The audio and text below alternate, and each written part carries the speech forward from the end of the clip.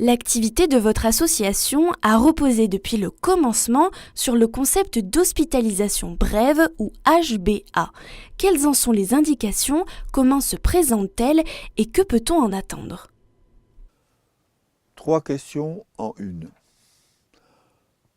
Nos HBA exigent seulement l'immobilisation de 5 jours ouvrables. Ce délai très court, au vu de la complexité de la problématique addictive, a la valeur d'une crise dans l'économie psychique du sujet. La brièveté prend en compte ses contraintes professionnelles et familiales. L'HBA est une solution dès que la motivation du patient avant l'entrée laisse espérer un saut qualitatif ou un progrès significatif. Elle constitue un ancrage possible pour l'accompagnement ultérieur, lequel devra s'adapter aux besoins et contraintes de la personne accueillie. L'équipe de patients retenue est habituellement limitée à 4 participants disposant d'une chambre individuelle. Le programme de la semaine, expliqué à l'avance, est relativement soutenu. Il autorise des moments de solitude et de partage qui laisseront souvent des traces amicales après le séjour. Existe-t-il des contre-indications à l'HBA? Le sujet doit avoir pris la mesure de ses autres addictions chimiques.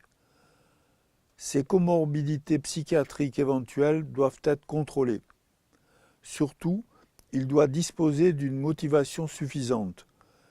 Il ne doit pas envisager ce séjour comme une simple pause ou l'accepter pour apaiser la pression familiale. Il doit imaginer pouvoir abandonner sa position de consommateur pour reprendre du pouvoir sur sa vie. Pensez-vous que l'HBA est un avenir? Si les établissements libéraux et les pouvoirs publics en comprennent l'utilité et la fonctionnalité, l'HBA a un bel avenir dans le respect de l'organisation définie. Les sevrages simples n'ont de justification que dans un cadre préopératoire.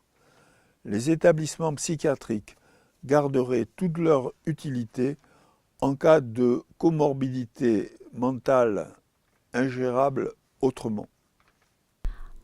En quoi peut-elle s'intégrer dans un projet d'ensemble? L'HBA a un prolongement facilité par les nouvelles technologies. L'accompagnement virtuel a été proposé depuis le Covid. Les partages à distance peuvent se révéler suffisamment conviviaux et efficaces. L'HBA peut compléter et moduler de façon heureuse la palette des aides apportées aussi bien par les établissements de santé libéraux que publics ou par des centres pluridisciplinaires. L'HBA est un temps fort, un moment où la personne se retire de ses activités et contraintes habituelles pour donner consistance à un projet d'accompagnement. Il est commode que les établissements qui les permettent disposent également de la logistique de l'accompagnement, les consultations appropriées, les séances de groupe et les ateliers. La formation de futurs soignants et alcoologues pourrait être assurée par des conventions adéquates. Tout est une question de volonté politique.